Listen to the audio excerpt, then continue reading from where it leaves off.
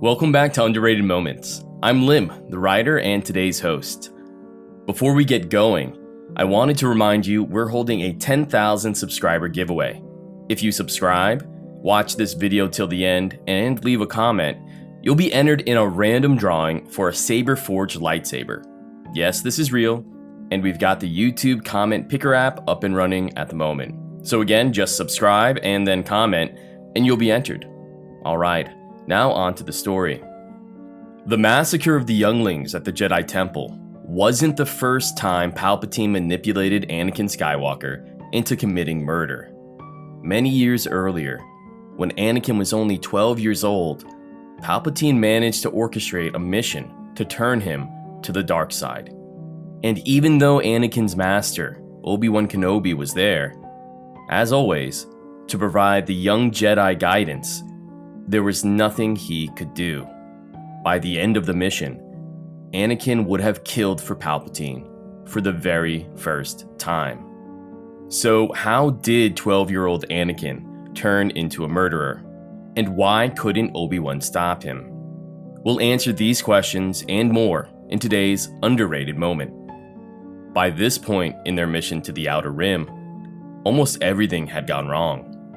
Obi-Wan KEnobi and his apprentice, Anakin Skywalker, were given a simple task.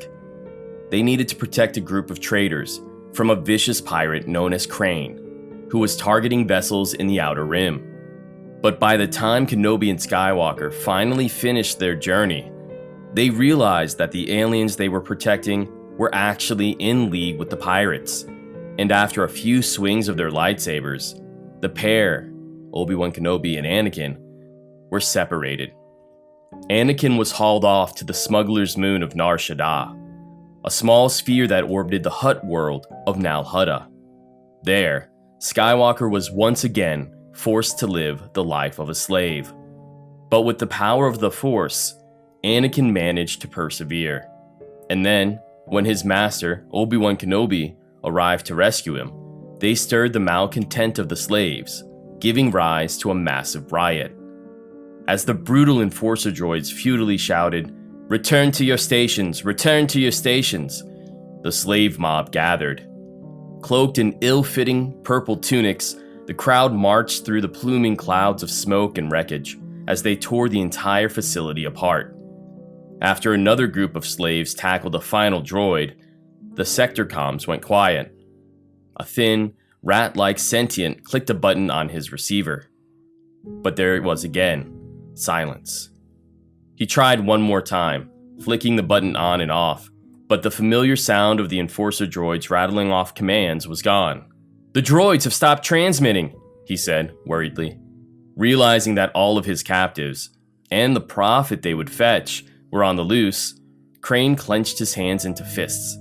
"Then go get Culpa now. Tell him I want," the pirate commanded, before a dark silhouette appeared from behind. With the cascades of rain beating down in heavy bands, Crane couldn't make out the mysterious figure at first.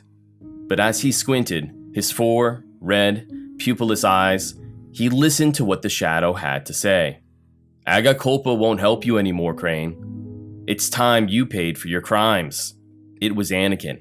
He had led the slaves to their revolution, and now, he was here to take down the oppressive system once and for all, starting at the very top.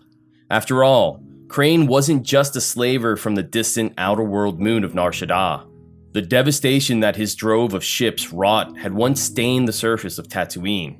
In a slave hunting expedition years earlier, Crane nearly captured Anakin's own mother, Shmi. Even though she managed to survive, one of Anakin's neighbors, the mother of his childhood friend, didn't. And Anakin learned that she spent the remaining days of her life as Crane's slave, before the blue-skinned Sir killed her, in order to make an example to the other captives. But here, beneath the black clouds of Nar Shaddaa, Anakin would get his revenge.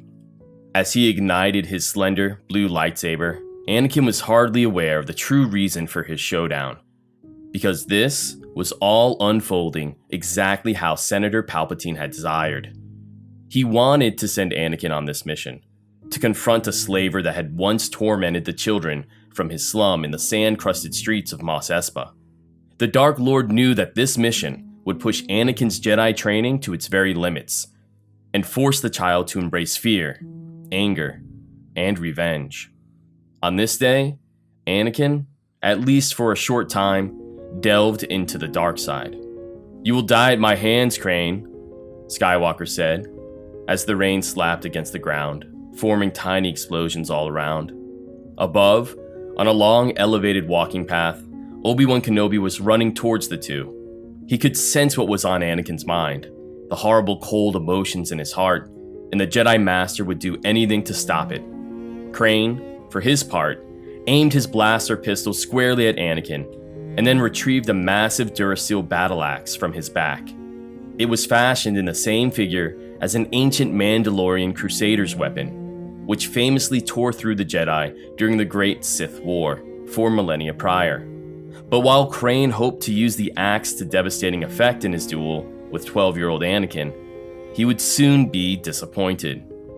The pirate began with a single shot from his blaster, but Anakin, almost effortlessly, deflected it upward, towards the clouds above.